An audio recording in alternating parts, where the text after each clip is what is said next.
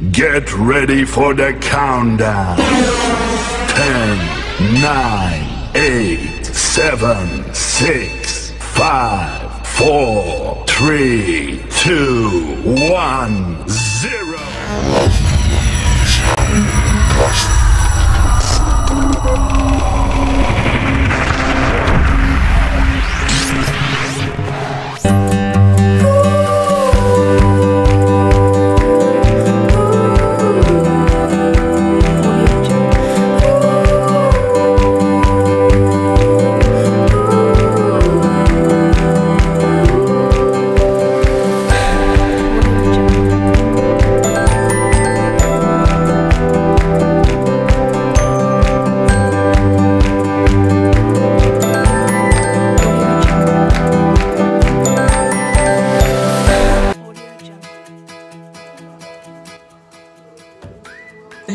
Ada anak-anakku yang cerdas.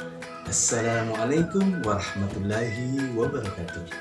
Berjumpa kembali dengan Pak Ridwan, tentunya di video pembelajaran tematik kelas 5.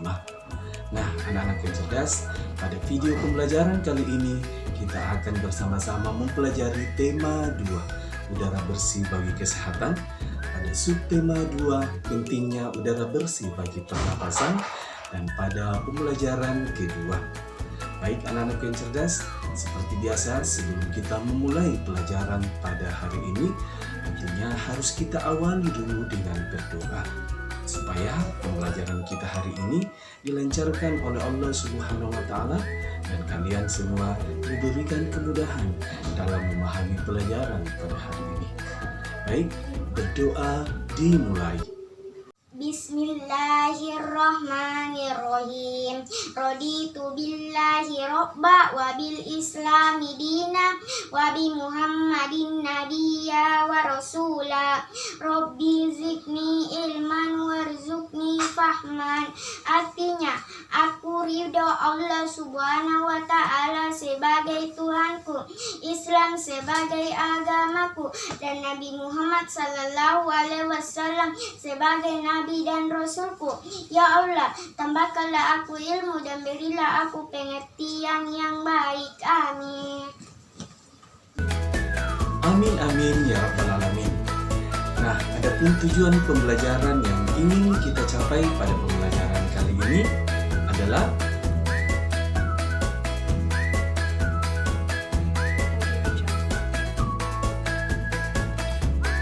pagi itu, udara terasa dingin. Di sebelah rumah Edo tinggal kakek Husin. Kakek Husin mengidap penyakit asma. Saat udara dingin, kakek Husin akan merasa kesulitan bernapas. Kakek Husin biasanya akan segera menyemprotkan obat di dalam botol spray. Obat itu disemprotkan ke dalam tenggorokannya. Tak lama setelah itu, kakek Husin akan dapat bernapas lagi dengan lega. Anak-anak yang cerdas, berdasarkan ilustrasi tersebut, kita mengetahui bahwa kakek Husin terkena penyakit asma. Sudah tahukah kalian tentang penyakit asma? Nah, untuk mengetahuinya, mari kita lanjutkan pembelajaran kita. Asma merupakan penyakit penyumbatan saluran pernapasan yang disebabkan oleh alergi.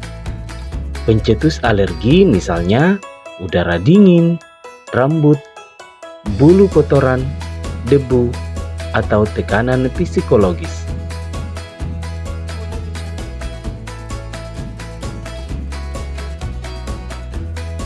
Apa saja gejala awal penyakit asma? Anak-anak yang cerdas, gejala awal penyakit asma diantaranya: yang pertama, batuk terutama pada malam atau dini hari. Yang kedua, sesak napas. Yang ketiga, napas berbunyi yang terdengar jika pasien mengembuskan napasnya. Yang keempat, rasa berat di dada. Kemudian yang kelima, dahak sulit keluar.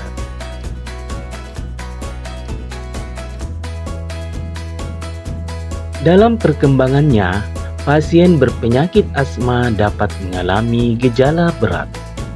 Gejala berat adalah keadaan gawat darurat yang mengancam jiwa. Gejala berat asma meliputi yang pertama, serangan batuk hebat. Yang kedua, sesak napas yang berat. Yang ketiga, napas tersengal-sengal. Yang keempat, sianosis atau kulit kebiruan yang dimulai dari sekitar mulut. Yang kelima, sulit tidur. Posisi tidur yang nyaman adalah dalam keadaan duduk. Kemudian yang keenam, kesadaran menurun. Anak-anak yang cerdas, selanjutnya bagaimana cara mengobati penyakit asma? Asma sulit disembuhkan, tetapi dapat dikontrol agar gejalanya berkurang. Ketika asma menyerang, penderita dapat meminum atau menghirup obat yang membantu melonggarkan saluran pernapasan dan mengurangi produksi dahak sehingga napas menjadi lancar. Anak-anak yang cerdas, kalian sudah mengetahui salah satu penyakit yang berhubungan dengan organ pernapasan.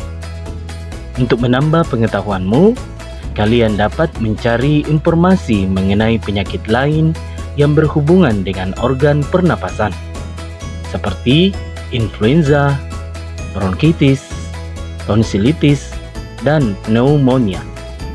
Kamu dapat mencari informasi mengenai penyebab, gejala, dan pengobatannya. Nah, anak-anak yang cerdas, sekarang mari kita lanjutkan pembelajaran kita tentang properti tari.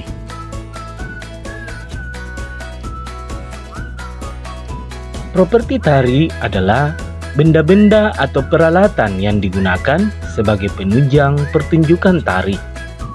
Benda yang digunakan sebagai properti tari antara lain selendang, topeng, kipas, payung, keris, dan piring.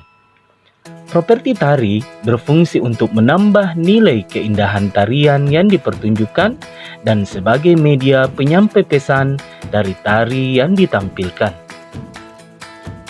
Anak-anak yang cerdas, kalian telah mengetahui tentang properti tari. Sekarang, mari kita mengenal properti tari yang digunakan beberapa tari yang ada di Indonesia. Yang pertama yaitu tari Klono Topeng dari Cirebon, Jawa Barat. Tarian ini menggunakan properti berupa topeng dan selendang atau sampur. Tari yang kedua yaitu tari piring dari Sumatera Barat, menggunakan properti berupa piring. Tari yang ketiga yaitu tari Rangguk Ayak dari Jambi. Tari ini menggunakan properti berupa rebana.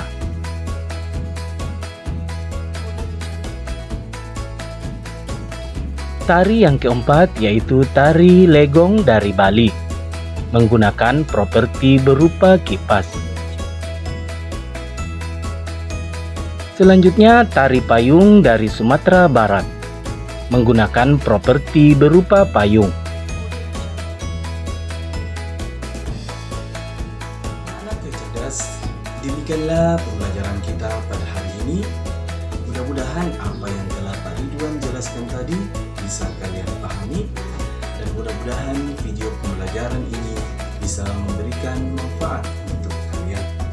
Sampai berjumpa kembali pada video-video pembelajaran selanjutnya. Jika ada tutur kata yang kurang berkenan, Pak Ridwan mohon maaf. Pak Ridwan tutup. Wassalamualaikum warahmatullahi wabarakatuh. Audio Jungle.